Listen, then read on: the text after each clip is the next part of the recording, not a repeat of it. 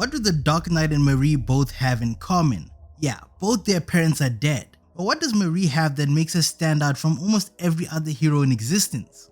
No, it isn't her sad traumatic childhood ordeal that left her mentally scarred. It's the fact that her period annihilated her parents. But when you look beneath the surface, this was a good thing. Let me explain. The Big Dipper. I like Marie, not for any trivial reasons either. This is a protagonist who I actually want to succeed. She's not the most talented, she doesn't have the most deranged, oh look at me personality out there. She's just Marie. In an age where everyone is addicted to social media, she doesn't even have a phone. This will be discussed later.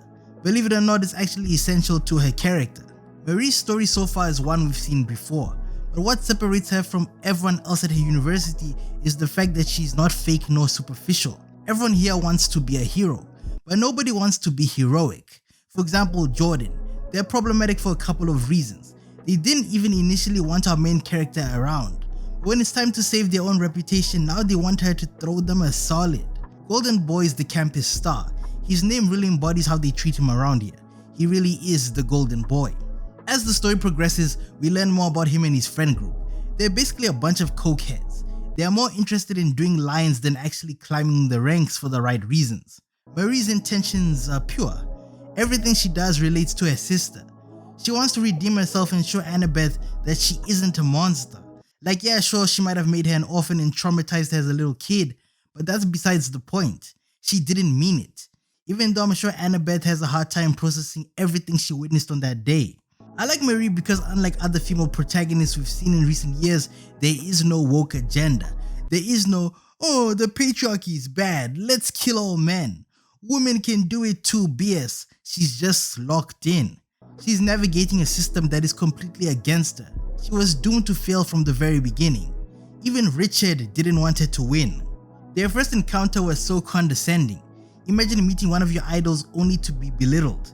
Even when she rises to the occasion and saves a girl from dying at a party, he resents her for it. Instead of showing her praise, he feels nothing but fear. Fear of what she can become. Her enrollment here threatens the status quo, and he knows it. Marie isn't like other heroes who are initially admired for simply having powers. Richard can sense her insecurity regarding this and preys on it. He even implies that her powers are no good and not marketable. I think one of the reasons why I admire Marie is because she's a black sheep.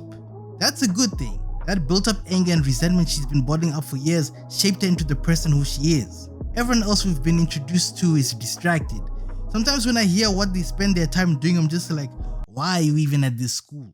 For example, there's Emma. Emma isn't a bad character, she's just unhinged.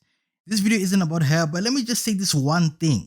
When I saw that scene of her hooking up with a student who has a tiny fetish, I was appalled, I was mortified, utterly I was disgusted. Like, she can do better than that.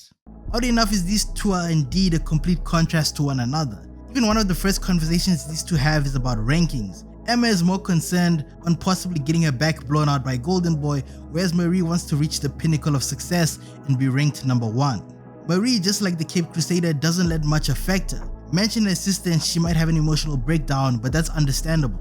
Bruce loses his cool if anything bad happens to Alfred. These people are still human at their core. No amount of notoriety and amazing feats they do will strip them away from their humanity. She's a Supe whose slow ascension to popularity just goes to show how fickle society has become regarding who they deem worthy of praise. Watch episode 1 and then pay attention to how she's treated in the next. Marie is someone who's had to fight all her life. Now even though she's getting what she wanted, she realizes the politics of being a hero are a burden of their own. Who knew that within her first semester on campus, she'd have to do as the board says, all for PR, regarding the incident at the party, leaving Jordan in the dust. But I think this scene is very pivotal in conveying a sense of conviction. This is opportunity cost in its rawest form. Marie has to make a choice, play pretend and bend the truth or please Jordan. A person who once didn't want to please her and pretty much reduced her to nothing. More importantly, this just shows her quality to prioritize the end goal. After seeing and learning more about the other characters in this series, I don't think it would hit the same if they were the main focus. Emma has a lot of followers on social media and can get really small, so what? Jordan is just this asshole who sucked up to Richard. Kate doesn't know what consent is, and Luke, well, Luke never really had much up against him. If this series was focused on Luke, it would basically be like watching a live action version of One Punch Man. Luke is basically what you get at the very end of the hero's journey. That's why when he decided to self-delete, I didn't really feel anything. With Marie, it's different. Her powers themselves are both a gift and a curse. She can control blood, yeah, that's cool, but most of the time when it's her own, the methods she uses to expose that blood in the first place are not ideal. That's just the burden of being a hero. I really like the line where Luke tells her being a hero isn't what you think it is. Oh, and going back to the point of the phone, I didn't really have anything to say. I just find it cool that she doesn't have a phone and everyone else around is addicted to followers and clout. I'm out.